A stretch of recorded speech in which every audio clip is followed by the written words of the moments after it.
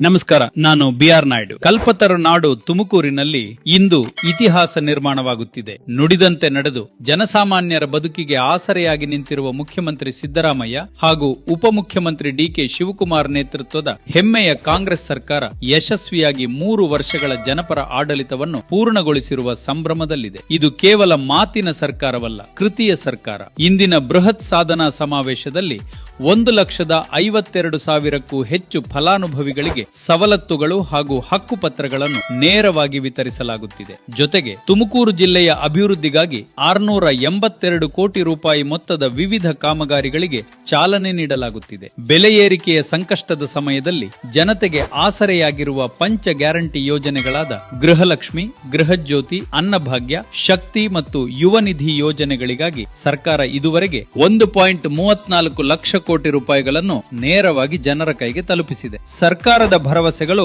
ಇಂದು ಪ್ರತಿಯೊಬ್ಬ ಕನ್ನಡಿಗರ ಮನೆಯ ಭಾಗ್ಯಜ್ಯೋತಿಯಾಗಿ ಬೆಳಗುತ್ತಿವೆ. ದಶಕಗಳ ಕಾಲ ಬಾಕಿಯಾಗಿದ್ದ ಕಂದಾಯ ವ್ಯಾಜ್ಯಗಳಿಗೆ ಪರಿಹಾರ, ಕೃಷ್ಣಾ ಮೇಲ್ದಂಡೆ ಯೋಜನೆ ಸಂತ್ರಸ್ತರಿಗೆ ನ್ಯಾಯಸಮ್ಮತ ಪರಿಹಾರ ಸೇರಿದಂತೆ ಹಲವು ಜನಪರ ನಿರ್ಧಾರಗಳ ಮೂಲಕ ಕಾಂಗ್ರೆಸ್ ಸರ್ಕಾರ ಜನರ ಕಣ್ಣೀರನ್ನು ಒರೆಸಿದೆ. ಇತ್ತೀಚಿನ ಉಪಚುನಾವಣೆಗಳ ಗೆಲುವುಗಳು ಇದಕ್ಕೆ ಸಾಕ್ಷಿಯಾಗಿವೆ. ಇಂದು ತುಮಕೂರಿನಲ್ಲಿ ನಡೆಯುತ್ತಿರುವ ಸಮಾವೇಶವು ಬರೀ ರಾಜಕೀಯ ಶಕ್ತಿ ಪ್ರದರ್ಶನವಲ್ಲ, ಇದು ನವ ಕರ್ನಾಟಕದ ಜನಶಕ್ತಿಯ ಮಹೋತ್ಸವವಾಗಿದೆ. ಬಡವರು, ಮಹಿಳೆಯರು ಹಾಗೂ ರೈತರ ಹಿತವನ್ನು ಕಾಪಾಡುವ ಕಾಂಗ್ರೆಸ್ ಸರ್ಕಾರ ಹೀಗೆಯೇ ಅಭಿವೃದ್ಧಿಯ ದಾರಿಯಲ್ಲಿ ಮುನ್ನಡೆಯಲಿ. ನವ ಕರ್ನಾಟಕ ನಿರ್ಮಾಣಕ್ಕೆ ನಿಮ್ಮ ಬೆಂಬಲ ಹೀಗೆಯೇ ಇರಲಿ. ಕಾಂಗ್ರೆಸ್ ಸರ್ಕಾರಕ್ಕೆ ಜಯವಾಗಲಿ. ಸಮಸ್ತ ಕರ್ನಾಟಕದ ಜನತೆಗೆ ಹಾರ್ದಿಕ ಅಭಿನಂದನೆಗಳು. ಇದೇ ರೀತಿಯ ವಿಡಿಯೋಗಳಿಗಾಗಿ ನಮ್ಮ ಚಾನೆಲ್ ಸಬ್ಸ್ಕ್ರೈಬ್ ಮಾಡಿ. ಧನ್ಯವಾದಗಳು.